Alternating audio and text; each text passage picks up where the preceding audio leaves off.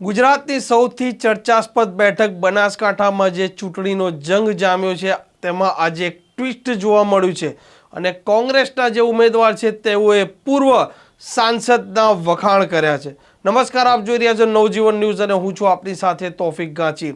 લોકસભાની 26 બેઠકમાંથી સૌથી ચર્ચાસ્પદ અને હોટ ફેવરેટ અત્યારે બનાસકાંઠા લોકસભા બેઠક ગણાય છે, કેમ કે ઐતિહાસિક દ્રષ્ટિએ પણ આ બેઠક ખૂબ મહત્વની માનવામાં આવે છે। ભારતીય જનતા પાર્ટી તેમજ કોંગ્રેસનો સમયાંતરે બેઠક પર દબદબો યથાવત છે, પરંતુ આ વખતે બનાસકાંઠાની જે બેઠક છે તેમાં બે મહિલા ઉમેદવાર હોવાથી ચૂંટણીનો જંગ ખરાખરીનો ખેલાઈ રહ્યો છે।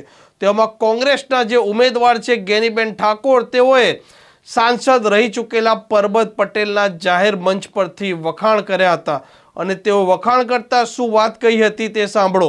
કોઈ ધારાસભ્ય કોઈ વિસ્તારની અંદર ચૂંટાઈ જાય તો એનું કામ એ લોકો વચ્ચે રહેવાનું, લોકોના પ્રશ્નો ઉકેલવાનું અને વહીવટી તંત્ર નથી કરતું એ કામમાં રસ લઈ અને કે ભાઈ તલાટી તો તમારું આ કામ છે, ટીડીઓ તો આ છે, મામલતદારનું કામ આ છે, પ્રાંત અધિકારીનું આ કામ છે, પોલીસ તંત્રનું કામ આ છે।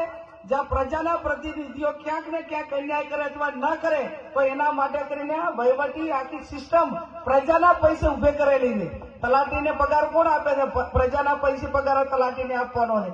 પીએસઆઈ નો પગાર કોણ આપે છે? પ્રજાના પૈસાનો પગાર એ પીએસઆઈ ને આપવાનો છે। ઘણા પ્રતિનિધિઓ તો એવા ચૂંટાય કે જાણે પોતાનો એક વટ પાડવાને સ્ટેટસ ઉભું કરવા માટે કરીને આખું વહીવટી તંત્ર લઈને કાફલો, જેમ બોલે વરરાજાનો વરઘોડો નીકળ્યો હોય ને એમ ગામડે ગામડે તલાટીથી કરીને, ટીડીઓથી કરીને, મામલતદારથી કરીને, પોલીસ વાળાને બધાને એ જાય બધે ગામડામાં લઈને જાય એટલે તાલુકા કક્ષાએ બધી ઓફિસો રેડી પડી હોય। બાપડા ગામડામાંથી બધા તલાટી પાસે કે ભાઈ ટીડીઓ પાસે, મામલતદાર પાસે આવ્યા હોય તો ભાઈ કે આ ક્યાં મળશે અમને મામલતદાર, કે ક્યાં મળશે ટીડીઓ? એ તો કે આયા હતા અધ્યક્ષ, એમના ભેગો કાફલો ગામડામાં ગયો છે એટલે બાપડા આખો દડો થરાજ બેહી અને લાગીને 5 વાગે પાછા થાય। આ વહીવટી તંત્ર આવું ના હોય। વહીવટી તંત્રની ઓફિસે બેસીને કામ કરવું પડે અને તો જ એને નાના મોટા ગામડામાંથી લોકો આવેલા હોય એને ન્યાય મળે। મેં તો જાહેરમાં કીધું હતું કે ભાઈ પરબતભાઈને ટિકિટ આપતા હોય તો અમે કોઈ ઉમેદવાર નથી, અમારે લડવું નથી, અમે બધાએ જે કઈ જાય હશે એ ખીચડીમાં ઢોળાશે, જેટલું થાય એટલું પરબતભાઈના બધા કામ કરશે પણ કોઈને નડશે તો નહીં। આટલી ગેરંટી તો પાકી હતી અને એ આપણો સ્વભાવ કાયમી આ બાજુના બધા જ આગેવાનોનો, ભાજપ હોય કોંગ્રેસ હોય, ચૂંટણા પછી એ હર હંમેશા પોતપોતાનું કામ કરે, એકાબીજાને નડવા માટેનું ક્યારેય કામ કરતા નથી। અને આ તો એક જ ઠેકાણે જે રાણો કે ઉદયપુર એવું કાંક છે ને, શું કે બાબુ? હે એવી કાંક કહેવાય છે ને, કોઈ રાણો કે ઉદયપુર, મારું કરો, મારા હિયારી નું કરો, મારા પટ્ટાવાળાનું કરો અને હું જે કરું એ જ હાચું, તમે એટલે કાંઈ નહીં। એટલે આ બનાસકાંઠાની અસ્મિતા માટેની લડાઈ છે। બધું બહાર ના આવી અને આપણા ઉપર દબંગગીરી કરતા હોય અને દાદાગીરી કરતા હોય તો આપણે બે જ દાદાને માના છે કે અમે અમારા હિન્દુ ધર્મની સંસ્કૃતિ પ્રમાણે અમારા દાદા હનુમાન દાદા છે અને ગણપતિ દાદા છે। ત્રીજો કોઈ દાદા થવા માંગતો હોય તો એ દાદાઓને કહેજો કે તમારા મગજમાંથી રહી કાઢી નાખજો।